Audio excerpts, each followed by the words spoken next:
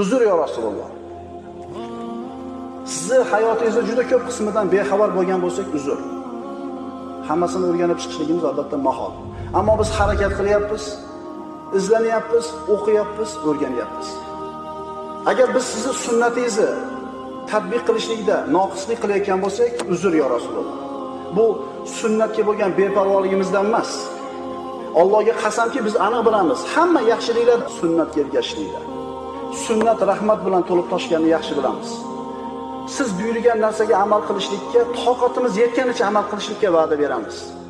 Va o'zimiz, oilalarimiz, farzandlarimiz, yaqinlarimizga mana shu hikmatni yetkazishlikka, ularga mana shu narsani odatlantirishlikka va'da beramiz.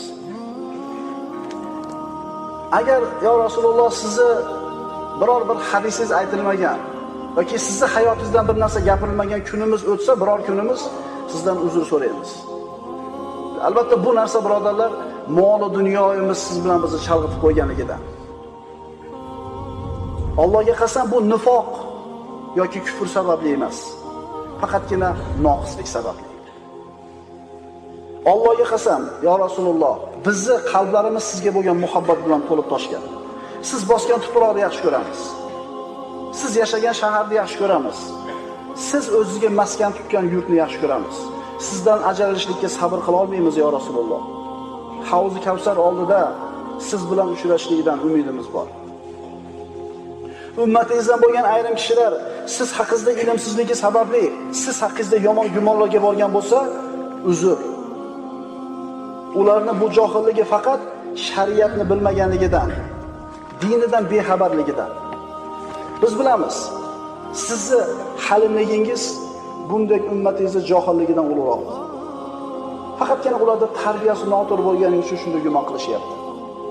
Ular faqatgina manhaji noto'g'ri bo'lganligi uchun, g'arb ketidan qo'yayotganligi uchun va ularda malaklarning fitnalariga uchraganligi uchungina siz haqingizda noto'g'ri gumonga borishyapti.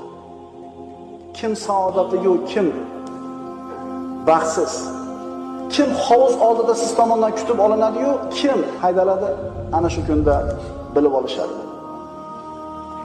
Agar yo Rasululloh sizni ummatingiz hozirgi kunda siz xohlagan suratda bo'lmasa yoki siz yaxshi ko'rgan maqomda turmagan bo'lsa, bu narsa uchun ham uzr so'raymiz.